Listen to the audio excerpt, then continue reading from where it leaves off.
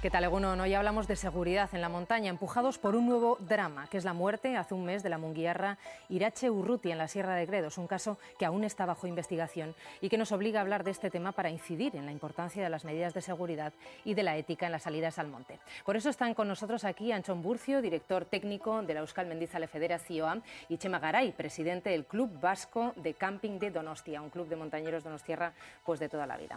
Egunon, Antxon, Egunon, Txema. Bueno, el monte es un deporte que hay que practicarlo con más cuidado que otros deportes. Antxon, por ejemplo. Yo diría que sí, en principio, por el hecho de que se practica en un medio, digamos, medio natural, que en muchas ocasiones se puede volver verdaderamente agresivo hacia las personas, ¿no? Quizá las personas que se acercan a la montaña deberían hacerlo con más conocimientos y conciencia que en otro tipo de deportes, ¿no? Y ahí es donde influye todo el tema de la seguridad, la formación y en la mayoría de los casos el hacerse acompañar por otras personas más o menos expertas que le puedan ayudar en sus actividades en la montaña, ¿no? Sí, porque un accidente cuando se tiene en el monte puede ser mortal. Evidentemente, en la montaña no existe el riesgo cero y bueno, pues estás expuesto a que en cualquier momento te pueda ocurrir algo. Por eso, como dice Antxon, lo importante es llevar una formación, ir de menos a más y sobre todo saber cuál es tu límite. Digamos que puede haber una pirámide donde hay diferentes capas y bueno, pues puedes ir de abajo hacia arriba, pero siempre pues apoyado y acompañado de gente más experta que tú, ¿no? Ahora vamos a ahondar en todas estas cuestiones, pero la Ertzaintza realiza al año como 250 rescates. ¿Se cometen muchas imprudencias? Yo diría que en el medio montañero que nosotros más o menos controlamos más, como es el montañero federado, por decirlo así, sí hay en algunos momentos ciertas imprudencias, pero hay que tener en cuenta que de estos rescates se están realizando en la sociedad en general, ¿no? Y que hay muchos usuarios del medio natural que van a la montaña que verdaderamente carecen de los conocimientos para acercarse y en muchos casos incluso del equipamiento para acercarse allí, ¿no? El tan llevado y traído tema de lanzar a la gente al medio natural por diferentes eslóganes o diferentes administraciones o diferentes colectivos es la causa en muchas ocasiones de que la gente vaya al monte con mucha alegría y se puedan dar este tipo de incidencias, ¿no? Y con unas zapatillas de deporte. Sí, es el típico caso, por ejemplo, que ocurre en verano, que vas a Pirineos y te encuentras pues, a gente que no tiene ni el más mínimo material, ¿no? Entonces, por eso siempre, por ejemplo, nosotros desde el club y creo que las federaciones también, siempre lo que hay que hacer es intentar que la gente pues, vaya teniendo más conocimientos y saber por lo menos que dónde tienes que ir y cómo tienes que ir, ¿no? Entonces ir poco a poco, el tener ese conocimiento para que gradualmente pues, tú te vayas equipando, sepas utilizar diferentes tecnologías y entonces el riesgo pues, disminuye desde luego considerablemente, ¿no? Sí, pero habláis del club, la federación, claro, como el monte está ahí, ¿no? Y parece que en principio pues podemos acceder todos. ¿Para qué sirve un club? Hay mucha gente que dirá, pues, total, para subir un día, ¿para qué me voy a ir a un club? ¿O para qué la federación? ¿Nos podéis contar, y al público también, en qué consiste la actividad del club y luego la federación? Pero la federación es el conjunto de los clubes, ¿no? O sea que empezamos por el club. Bueno, pues el club, en concreto el nuestro, el Club Vasco de Camping, tiene una actividad troncal pues, que es la montaña. Luego, alrededor de eso, pues hay otra serie de actividades pues, más sociales o complementarias a ellas, ¿no? Entonces, nosotros lo que hacemos es, pues más o menos en el mes de octubre, vamos confeccionando ya un calendario de actividades para el siguiente año y entonces eso es lo que se va a ir cumpliendo mes a mes o fin de semana, pues, por parte de todos los socios, ¿no? Entonces, para que esas actividades vayan saliendo de una manera cada vez más segura y mejor organizada, pues bueno, vamos organizando una serie de talleres, cursillos, pues para que los socios vayan, lo que hemos estado hablando un poco anteriormente, aprendiendo cómo tienen que ir y ya pues el riesgo se vaya disminuyendo y sobre todo lo que hay que conseguir es que vayamos a la montaña a disfrutar, que no vayamos ni a sufrir ni a pasar malos momentos, ¿no? Y que la cima no sea un fin en sí mismo. Exactamente, es un poco, bueno, alrededor de la montaña yo veo que hay muchísimas cosas, nosotros hacemos también, pues no sé, cosas relacionadas con la fauna, con la flora, en fin, acercar que la gente pueda disfrutar del medio natural, ¿no?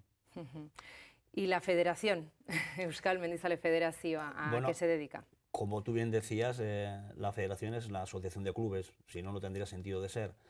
pero hay muchas cosas que los clubes y los montañeros federados en general demandan a su federación. Y ahí estamos para dar las respuestas estas, ¿no? Desde la formación integral a los montañeros a través de sus respectivas escuelas de formación de montaña, hasta la formación que demandan de temas muy concretos los clubes para darles, y luego la federación, digamos, también ayuda y tiene sus equipos, digamos, de tecnificación en la gente más joven. Con esto, ¿qué es lo que pretendemos? Pretendemos llevar a esta serie de jóvenes, en su más, digamos, al principio, llevarles hacia la práctica de la montaña, una montaña con más conocimientos y más seguridad. Y esto verdaderamente se lleva haciendo desde hace ya varios años y podemos decir con toda la tranquilidad del mundo que se están recogiendo estos frutos, ¿no? En estos momentos muchos de los jóvenes montañeros federados que están acogidos dentro de estos programas tienen un nivel muy bueno en montaña, ¿no? ¿Pero es para salir al monte en plan amateur o para dedicarse a ser, por ejemplo, guía de montaña? Nosotros les creamos para que sean montañeros. Luego, en el devenir de su vida, ellos pueden optar por ser guías de montaña o por dedicarse a deporte de competición muy concreto de los que ahora se dan en la montaña, o sencillamente a disfrutar. Y en algunos casos, en función de sus conocimientos, estas jóvenes y no tan jóvenes se integran en los clubes, que son los que colaboran con estos clubes para luego ayudarles a llevar a otras personas a la montaña, ¿no? Pues ahora que has hablado, Anchón, de formación, el kit básico y las condiciones básicas que hay que tener para ir solo al monte, sola, porque se puede ir tranquilamente. Yo diría que al monte no hay que ir nunca solo. Esto ya de entrada. Y lo que hay que tener muy claro, que vayas donde vayas, aunque sea, por decir, a la montaña más fácil y que conozcas muy bien, como se ha apuntado anteriormente, el riesgo cero no existe. Puede haber cualquier cosa, desde una pequeña torcida de tobillo, que en la montaña, y si estás solos, se puede complicar el tema. Bien es cierto que ahora con los teléfonos móviles se puede incidir más directamente sobre los servicios de emergencia, pero lo ideal, pensamos desde la federación, y esto digamos que lo promulgamos continuamente, es el hecho de que la gente no vaya solo a la montaña y vayan siempre acompañados. Verdaderamente, en algunos casos se da y se seguirá dando que la gente vaya solo a la montaña, pero no deja de ser para nosotros hasta cierto punto una imprudencia. No es que no lo aconsejamos. ¿Tú tampoco lo aconsejarías, no. Chema? Yo pienso que además es hasta, yo creo que más provechoso el ir acompañado, ¿no? Pero evidentemente nosotros, la primera regla de oro puede ser esa, ¿no? El no ir solo y desde luego decir dónde vas. Ya, pero bueno, una salida de estas a un monte que va todo el mundo, por ejemplo, yo que soy de Mondragón, aparte de Vitoria, Udalaitz, que es que hay un trasiego terrible, o sea, ir allí solo, pues tampoco es una total imprudencia, ¿o qué? Hay muchísima gente que lo hace. Sí, depende pues también el día, etcétera, ¿no? El momento. Yo creo que es como todo, vamos de menos a más. Hoy en día, por ejemplo, desde te hacen un reconocimiento médico, un análisis y ya te están diciendo que tienes que caminar, ¿no? Entonces vas poco a poco y ¿por qué no te vas a ir? Pues no sé, en San Sebastián al monte un día tú solo. Pues bueno, pues yo creo que todo tiene sus limitaciones, ¿no? Pero por ejemplo, una cima que ya está en un macizo más complicada, pues el mismo Pirineo, pues no es conveniente ir solo, ¿no? Eso yo creo que es una regla que debemos de cumplirla, ¿no? Vale. Entonces, mejor salir acompañado. Sin duda alguna. Lo que sí está muy claro es que al monte ni los clubes, ni la federación, ni el gran grupo en general le va a poder poner puertas. Es decir, al monte puede ir cualquiera, puede ir con los medios que tenga, puede asumir, pero debe tener muy claro, él asume el riesgo de ir solo a la montaña y con un equipamiento no adecuado y una preparación física no adecuada. Entonces, en muchos casos se suele llegar a criticar a los grupos de intervención de emergencias porque no llegan a tiempo a asistir a una salida de un accidente en montaña, y yo creo que en estos casos la autocrítica debe empezar por uno mismo. Yo he ido a la montaña y asumo el riesgo de estar aquí y he decidido venir aquí, nadie me ha obligado.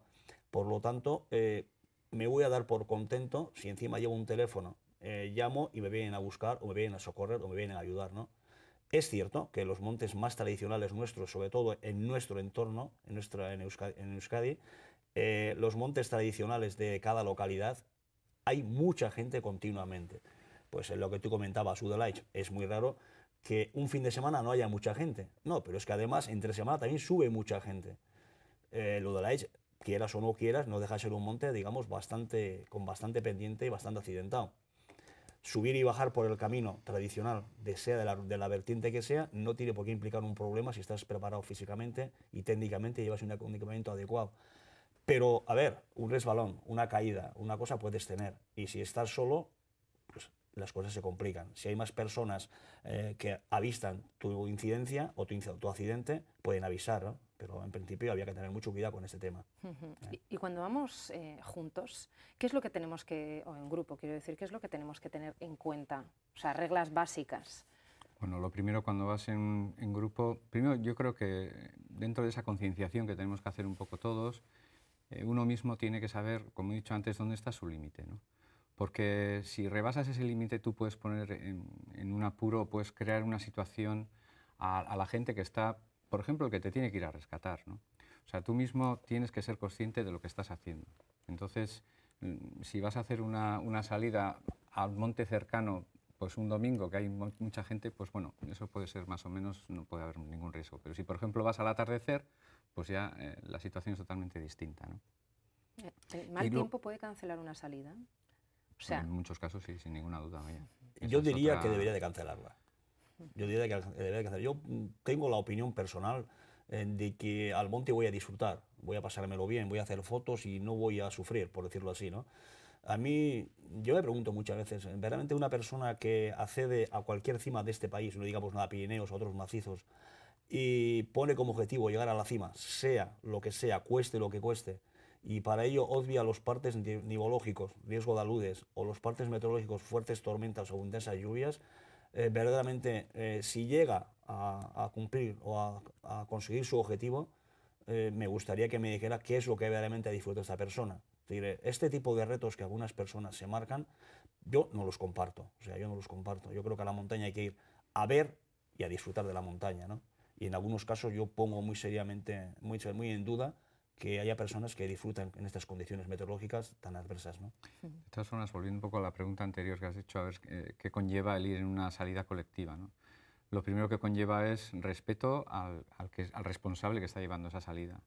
O sea, en una salida colectiva tú tienes que tener un comportamiento, tú no puedes hacer un poco lo que te dé la gana, ¿no?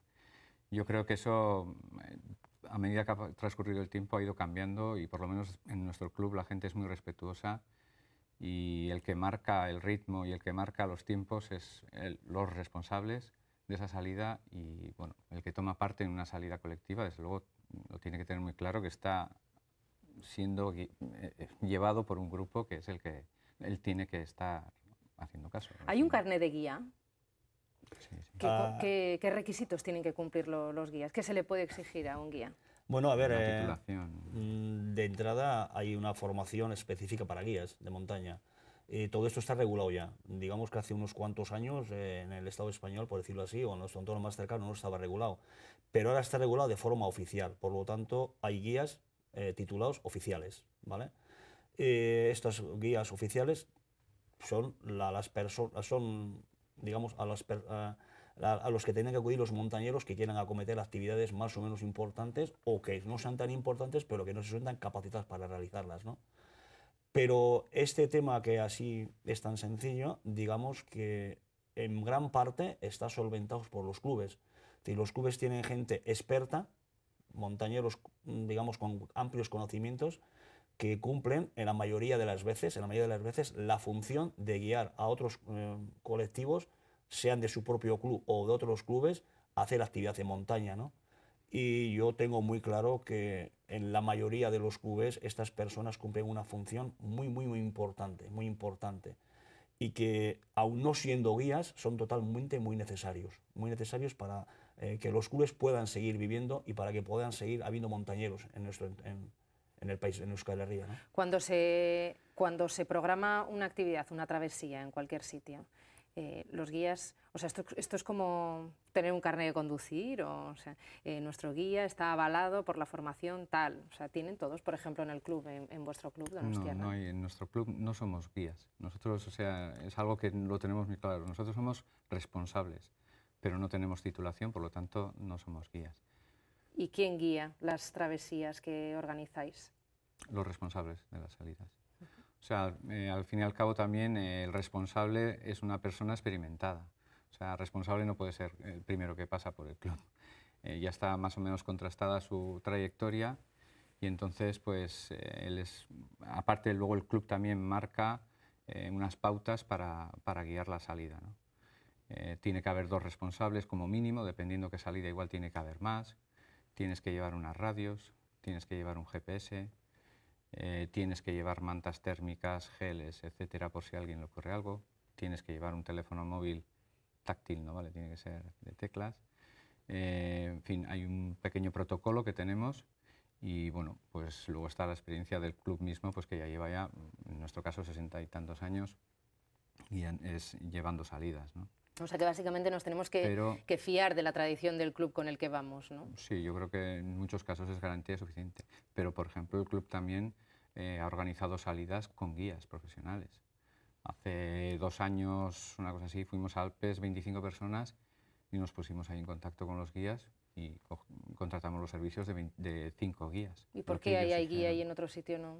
No entiendo, ¿hay algún motivo? Bueno, pues porque la travesía ya no es una es. travesía glaciar, ya conlleva un riesgo, hay que hacer uso de cuerdas, ya es otro nivel. Es un poco lo que decía antes de esa gran pirámide, que tú puedes ir al Pagasarri una mañana, pero otra cosa es ya que te vayas metiendo pues, en otros terrenos mucho más complicados, ¿no? Vale, entonces un guía lo hay cuando entramos ya en un no, terreno un no, poco peligroso. No, un guía lo hay cuando el montañero considere que necesita un guía.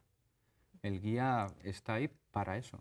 Date cuenta que dentro de la plataforma, digamos, la plataforma de guías o de la distribución de los guías, hay guías de alta montaña, ¿vale? Guías de media montaña, que tienen, digamos, otras competencias. En montaña, pues en principio no deberían utilizar la cuerda.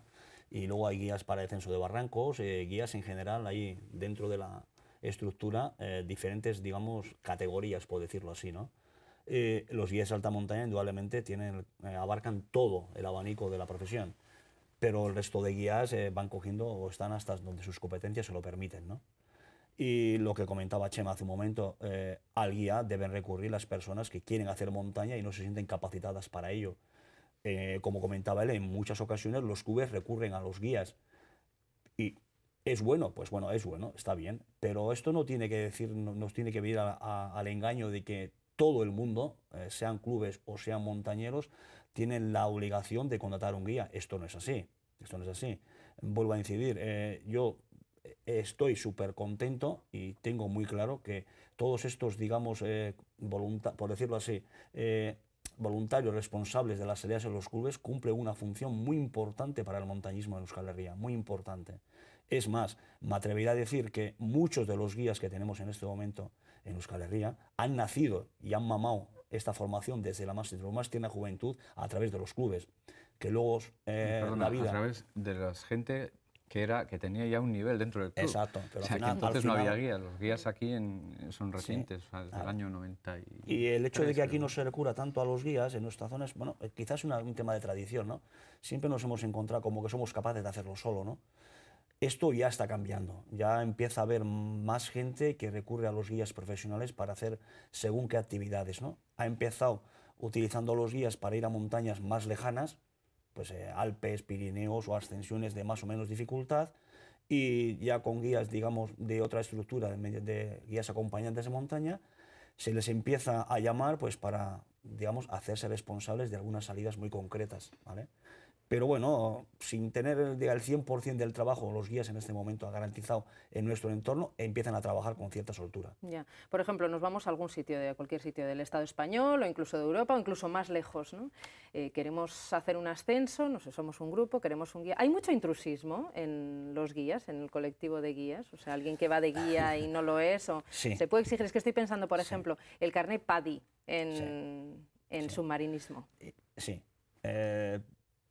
Existe el intrusismo de gente que se autodenominan guías y no tienen la titulación ni la formación adecuada. Existe. Pero atención, no mezclemos en este tema del intrusismo a los responsables de los clubes. Yo entiendo y tengo muy claro que intrusismo es el que ejerce una profesión y cobra por ella. Y sin embargo en los clubes hay gente, como vuelvo a decir, muy capacitada que hacen este tipo de actividad, estas funciones, y no cobran. Por lo tanto, yo eso no lo considero intrusismo. ¿Vale? Sí, lo mismo que dice Anchón. Yo creo que no se puede pretender un poco el que los guías asuman todas las salidas que, por ejemplo, hacen los clubes, ¿no? Porque en cierta medida lo que harían sería ahogar la actividad, ¿no? ya no tendría ningún sentido el tener un club de montaña. ¿Para qué? Simplemente sería para hacer exposiciones o para hacer proyecciones. Yo pienso que cada uno en su nivel y a partir de, yo creo que hasta como se está funcionando hasta ahora, yo creo que se está funcionando muy bien. Sí es cierto, como bien ha dicho Anchón, pues que ahora es cuando empieza, si quieres, a despuntar un poco aquí esa forma de contratar un guía pues para ir al monte, ¿no? Antes se pensaba, joder, gastar dinero para ir al monte, pues no, bueno, pues ahora ya eso, desde luego, simplemente para hacer cursillos pues de esquí, de travesía, de tecnificación, etcétera, te lo puede hacer un guía perfectamente y vas a disfrutar muchísimo más, o sea... Bueno, guías o responsables de salida, ¿cuántos hay que tener, por ejemplo, cuando se hace una travesía ya importante? Te lo va a marcar la duración de la actividad y la dificultad de la actividad, ¿vale? Pero hay que tener unas pautas muy claras, y es que cualquier persona que quiera realizar una actividad, bien, vamos a empezar por un club, previamente debe tener muy bien estudiado el recorrido, muy bien planificado todo lo que va a haber y, por supuesto, las condiciones meteorológicas que se van a dar en la zona y la cantidad de nieve o los desprendimientos o lo que haya habido en la zona. Es decir, esto lo denomino yo planificación integral de la salida. En base a esto, si la dificultad es más o menos alta, deberá de contar, como se apuntaba hace un momento, con más o menos responsables de la salida. Y desde luego tener muy claro y marcar unas pautas muy claras a los que van a hacer la salida. Muy claras, muy claras. Bueno, nosotros, por ejemplo, todas las salidas se verifican antes de ir. Y si se ha hecho una salida en otoño y cuando se va a ir a nevado, prácticamente se vuelve a ir a la salida.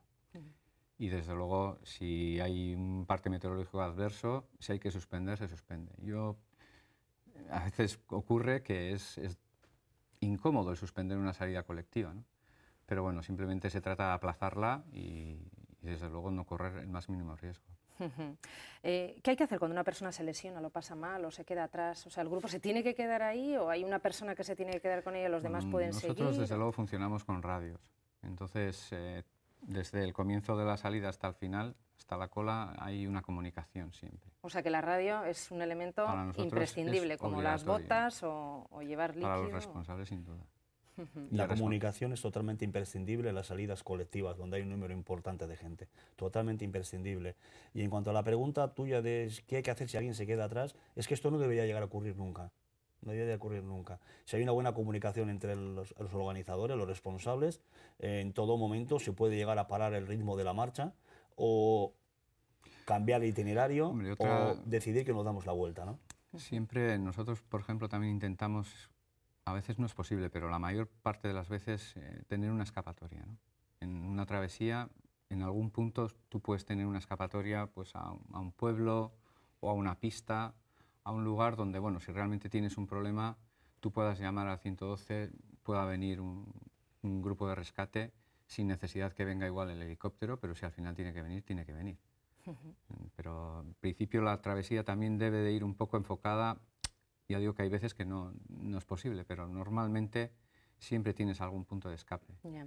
Hombre, no quiero ahondar en lo que, porque está bajo investigación la tragedia que ocurrió en la Sierra de Gredos, pero puede ocurrir una fatalidad, que haya miembros que se disgreguen por el mal tiempo, el cansancio de la forma más tonta, ¿no? Esto puede afectar, ¿no? Puede afectar, pero vuelvo a ver, sería ya, por decirlo así, sin querer meter o acusar a nadie, una mala planificación de la actividad. Es decir, hay que tener claro dónde vamos, por dónde vamos y las condiciones que vamos a tener. Y ante estas cosas, como se ha apuntado en varias ocasiones, no tenemos por qué tener ningún tipo de temor para anular la salida, ninguno. Es decir, el llegar a querer hacer la cima, porque durante esta Semana Santa, por decirlo así, teníamos este objetivo, no nos puede llevar a ser egoístas y poner en riesgo a nadie.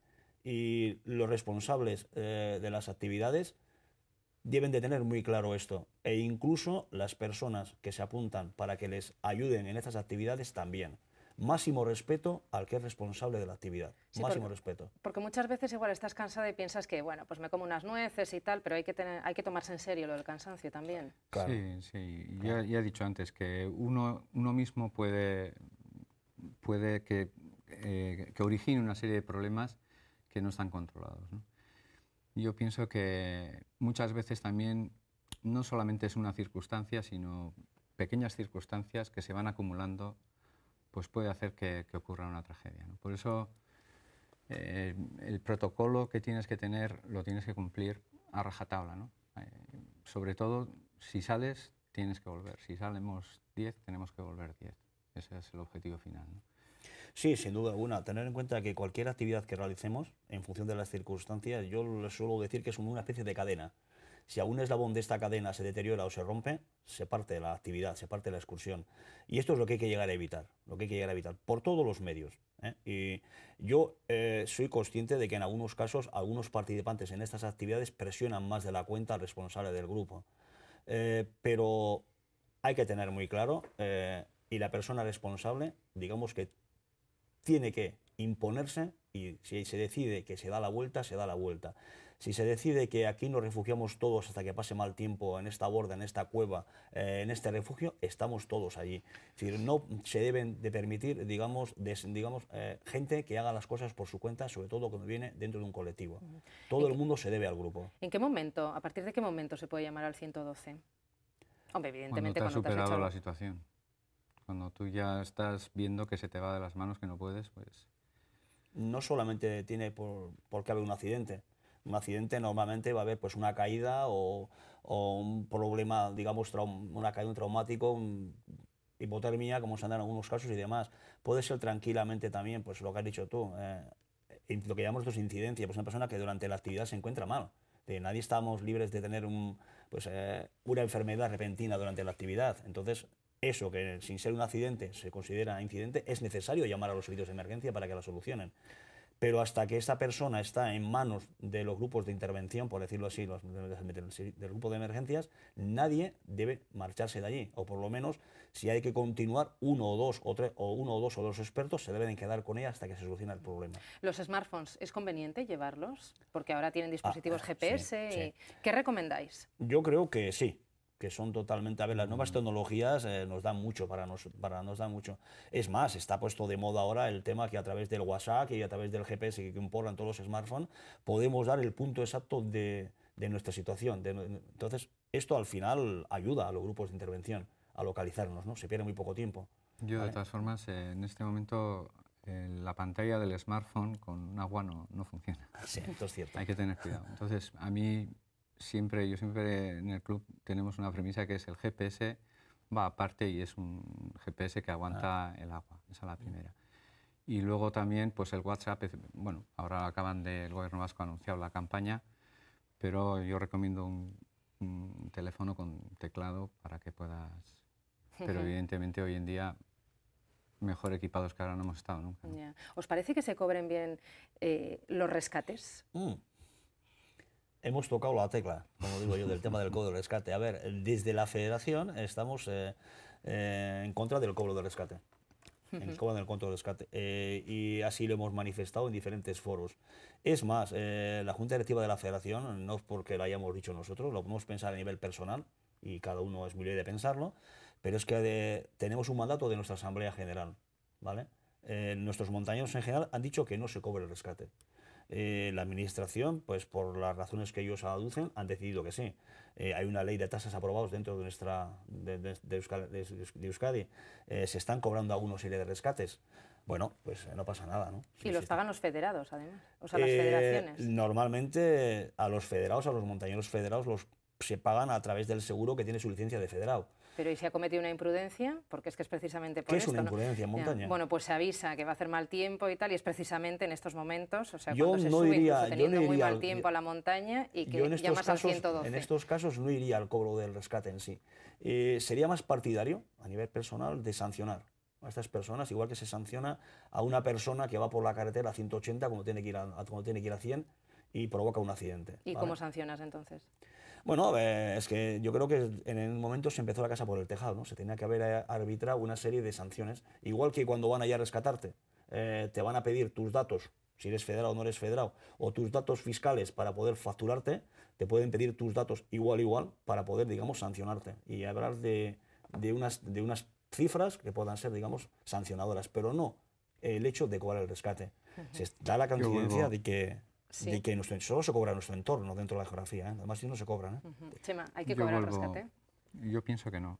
pero yo vuelvo al comienzo de esta entrevista, y es la concienciación. Si hay una buena concienciación por parte de todos, esas situaciones se evitan. Y luego, claro, un rescate de una persona herida, yo pienso que no hay que cobrarlo. Otra cosa es grandes imprudencias, yo no sé si es cobrarlo o no, pero desde luego sí que deben de ser, en cierta medida, en algún momento, castigadas o sea, eso no se puede dar, bueno, porque ponemos en riesgo la vida de los compañeros de los rescates, etc. O sea que habría que ahondar en la concienciación, ¿no? Sí, yo creo que la esa es el formación kit de y la la concienciación cuestión. de las personas es vital para que en un deporte, digamos, que se le llama deporte de riesgo, y que yo creo que el deporte de riesgo es limitado, porque va siempre en función de tu formación y tu apreciación del medio. Yo creo que una de las partes importantes de ese riesgo que se dice en montaña es una parte del juego, que los montañeros, alpinistas o gente con menos conocimientos asumen. Es un reto para ellos, pero para cualquier reto en esta vida hay que prepararse y formarse. ¿Y federarse? ¿Hay que federarse? Sin duda, sí. Aunque salgamos un par de veces al monte. Bueno, como, bueno... En principio yo creo, a ver, para federarte tienes que ser miembro de un club, entonces cuando ya vas a ser miembro de un club, pues es señal de que la actividad te gusta, ¿no? Entonces, pero yo pienso que sí, yo pienso que desde luego desde el club nosotros siempre recomendamos federarse. Pues Txema Garay y Antxon Murcio, muchísimas gracias A vosotros. por habernos ayudado a ahondar las cuestiones de seguridad y de ética en la montaña. Esperamos que los asuntos de los que les hemos hablado les ayuden, nos ayuden a todos a ser más conscientes y humanos en la montaña. Gracias por estar ahí. Agur, Gerarte.